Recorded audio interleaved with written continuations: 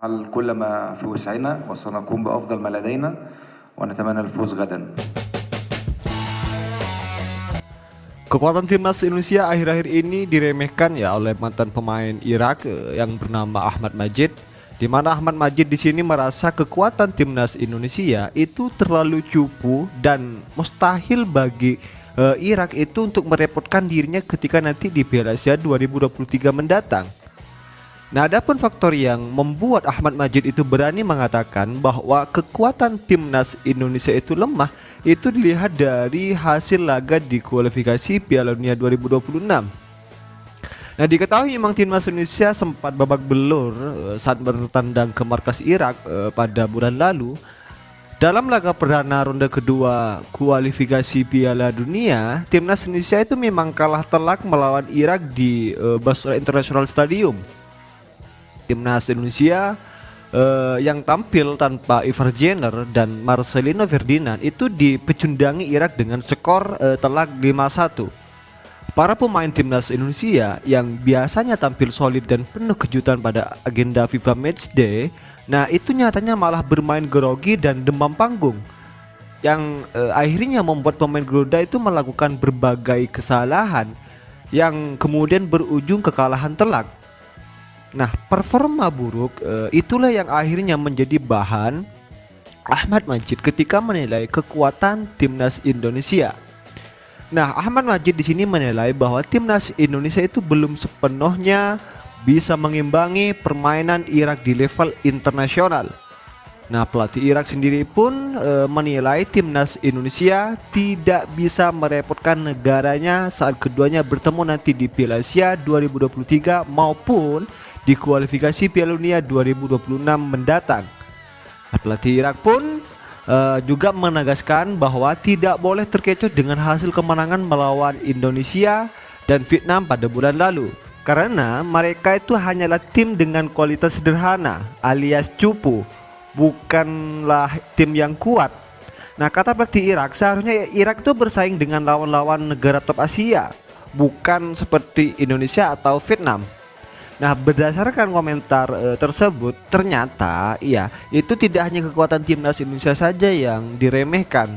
Ahmad Majid nyatanya juga menganggap bahwa level Vietnam juga itu masih kalah jauh dari timnas Irak tersebut. Nah, apa yang disampaikan Ahmad Majid itu jelas menimbulkan pro kontra.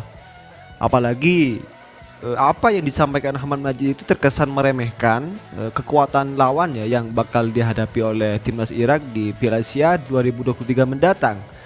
Nah, terlepas dari komentar monohok dari ex pemain Irak tersebut yang menimbulkan pro kontra, nah timnas Indonesia itu punya waktu sebenarnya untuk mempersiapkan diri sebelum bertarung di Piala Asia 2023 bulan depan.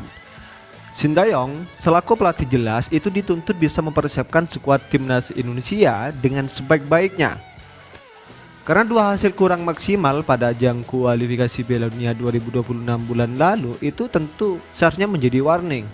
Nah, di sisi lain sikap optimisme jelas dibutuhkan oleh para pemain timnas Indonesia. Nah, untuk bisa berbicara banyak di Piala Asia 2023. Dan Sintayong menjadi sosok terpenting yang bakal bertanggung jawab menyoal sejauh mana timnas Indonesia itu bisa melaju di Piala Asia 2023 mendatang. Nah, tugas tak mudah memang dijalani oleh Sintayong sebagai pelatih timnas Indonesia dengan CV mentereng yang ia miliki. Nah, sepak bola Indonesia itu benar-benar berharap banyak ya kepada Sintayong. Dan ajang Piala Asia 2023 yang akan digelar di Qatar bulan depan itu akan menjadi tantangan sekaligus momentum bagi Sintayong membuktikan sentuhan-sentuhan ajaibnya. Nah, jika mampu membawa timnas Indonesia tampil mengejutkan, bukan hal mustahil Sintayong itu nanti diperpanjang kontraknya.